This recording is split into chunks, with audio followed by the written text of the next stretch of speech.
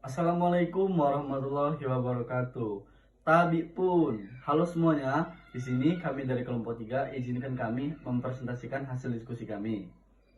Adapun judul dari materi kami yakni pemilihan media pembelajaran dengan anggota kelompok 1 Muhammad Ferdiansah, 2 Yurika Anjani Hermawan, 3 Ayu Rahma Fadilah, dan yang terakhir Zakia Sofia Idaman. Selamat menyaksikan. Yang pertama yaitu dasar pemilihan media. Mengapa kita harus pintar dalam memilih media? Karena kita akan menyesuaikan bagaimana kebutuhan audiens terhadap media yang akan kita gunakan, supaya media tersebut dapat tersalurkan dan materi yang disampaikan dapat diterima dengan baik sesuai dengan porsinya. Bagaimana pertimbangan yang pas agar media tersebut dapat tersalurkan dengan baik? Yang pertama, yaitu kita dapat menyocokkan dengan tujuan pembelajaran. Mengapa begitu? Karena dengan kita menyocokkan tujuan pembelajaran, maka hal tersebut dapat tersalurkan dengan baik sesuai dengan tujuan pembelajaran yang akan dicapai, melalui beberapa alternatif yang cocok untuk menunjang pembelajaran tersebut. Yang kedua, yaitu sesuai dengan metode pembelajaran yang dipakai. Mengapa harus sesuai dengan metode pembelajaran yang dipakai? Karena jika tidak sesuai dengan metode pembelajaran yang dipakai, maka tidak dapat menunjang keberhasilan dari kegiatan belajar untuk siswa tersebut. Karena dengan sesuainya media pembelajaran dengan metode pembelajaran yang dipakai, maka tidak ada hambatan-hambatan dalam penyampaian materi atau pembelajaran dari guru kepada siswa. Yang ketiga, yaitu sesuai dengan materi pembelajaran. Harus disesuaikan dengan materi pembelajaran karena kita dapat menyocokkan apakah itu berbentuk konsep, kemudian pengertian, keefektifan, dan sebagainya. Yang keempat, yaitu kita harus menyesuaikan dengan keadaan siswa. Kita harus melihat di dalam ruang kelas tersebut bagaimana keadaan siswa yang kita ajarkan. Apakah siswa tersebut dapat menyerap materi dengan baik secara keseluruhan atau tidak. Jika tidak, kita dapat mengelompokkan mereka dalam kelompok-kelompok kecil yang akan kita klasifikasikan berdasarkan kemampuan atau bagaimana daya ingat dari siswa tersebut.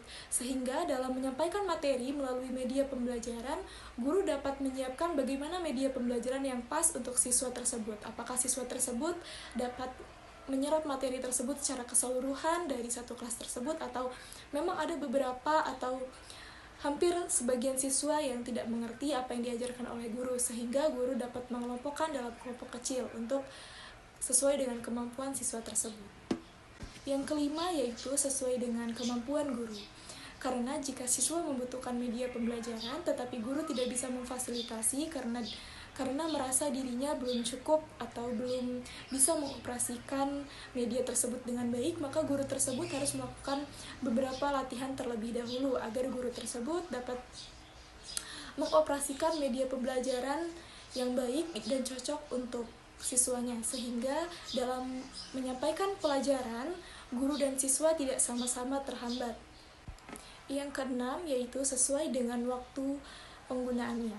Karena jika ada media pembelajaran tetapi waktunya tidak mencukupi dalam 1 jam pelajaran atau beberapa waktu pelajaran tersebut tidak mencukupi untuk menggunakan media tersebut, maka dirasa kurang efisien. Mungkin guru dapat mencari alternatif lain, mungkin bisa menggunakan Zoom Meeting, Google Meet, dan lain sebagainya agar media pembelajaran yang sudah dibuatnya dapat tersalurkan kepada siswa. Selanjutnya, kriteria umum pemilihan media. Ada beberapa kriteria umum yang perlu diperhatikan dalam pemilihan media. Namun demikian, secara teoritik bahwa setiap media memiliki kelebihan dan kelemahan yang akan memberikan pengaruh kepada efektivitas program pembelajaran. Yaitu 1. Kesesuaian dengan tujuan pembelajaran atau instructional goals. Perlu dikaji tujuan pembelajaran, apa yang ingin dicapai dalam suatu kegiatan pembelajaran. Yang kedua, kesesuaian dengan materi pembelajaran atau instructional content, yaitu bahan atau kajian, apa yang akan diajarkan pada program pembelajaran tersebut. Yang ketiga, kesesuaian dengan karakteristik siswa. Dalam hal ini, media haruslah familiar dengan karakteristik siswa, yaitu mengkaji sifat-sifat dan ciri media yang akan digunakan. Selanjutnya, 4. Kesesuaian dengan teori.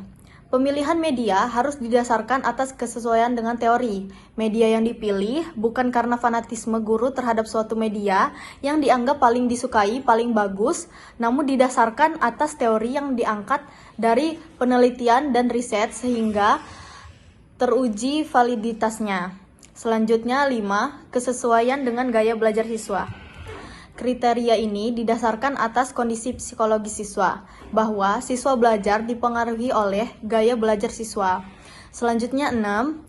Kesesuaian dengan kondisi lingkungan, fasilitas pendukung, dan waktu yang tersedia.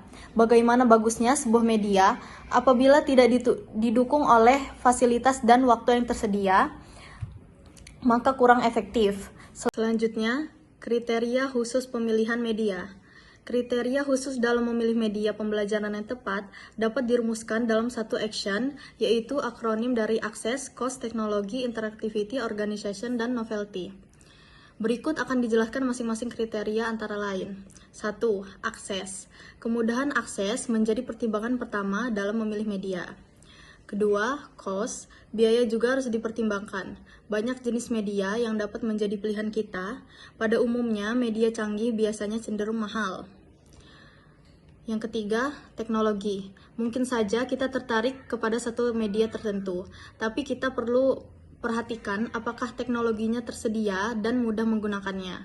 Katakanlah ingin menggunakan media video di kelas, perlu kita pertimbangkan apakah ada listrik, voltase listrik yang cukup dan sesuai. Yang keempat adalah interactivity. Media yang baik adalah yang dapat memunculkan komunikasi, dua arah atau interaktivitas. Yang kelima, organization, yaitu pertimbangan yang juga penting adalah dukungan organisasi. Misalnya, apakah pimpinan sekolah atau yayasan mendukung bagaimana pengorganisasiannya? Apakah di sekolah ini tersedia satu unit yang disebut pusat sumber belajar? Yang keenam, dan terakhir, yaitu novelty. Kebaruan dari media yang Anda pilih juga harus menjadi pertimbangan.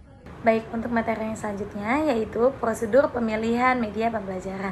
Yang pertama, kita harus mengidentifikasi tujuan pembelajaran, yaitu mencari langkah pertama dalam prosedur pemilihan media pembelajaran adalah mengidentifikasi tujuan pembelajaran yang ingin kita capai. Apa yang ingin kita capai sih di dalam pembelajaran ini? Apa keterampilan, pengetahuan atau sikap yang harus kita miliki atau yang harus dimiliki oleh peserta setelah mereka mengikuti pembelajaran dari kita. Nah, yang kedua juga ada analisis kebutuhan peserta atau siswa tersebut, yaitu setelah tujuan pembelajaran itu diterapkan atau ditetapkan, nah langkah berikutnya adalah menganalisis kebutuhan peserta. Apa latar belakang di tingkat pengetahuan mereka tentang topik tersebut? Apakah mereka mengetahui preferensi tertentu dalam gaya pembelajaran kita? Yang ketiga yaitu evaluasi media pembelajaran. Jadi, evaluasi media pembelajaran itu tersedia untuk melihat mana yang paling sesuai dengan tujuan pembelajaran dan kebutuhan seorang peserta. Jadi, media pembelajaran itu dapat mencakup seperti buku teks, presentasi multimedia, video, permainan pembelajaran, atau platform pembelajaran online. Nah, yang keempat, itu juga ada pemilihan media yang tepat. Setelah media pembelajaran itu dievaluasi, langkah selanjutnya adalah memilih media yang paling sesuai dengan tujuan pembelajaran dan kebutuhan peserta. Nah, media yang dipilih harus dapat memberikan pengalaman pembelajaran yang efektif dan menarik bagi seorang peserta.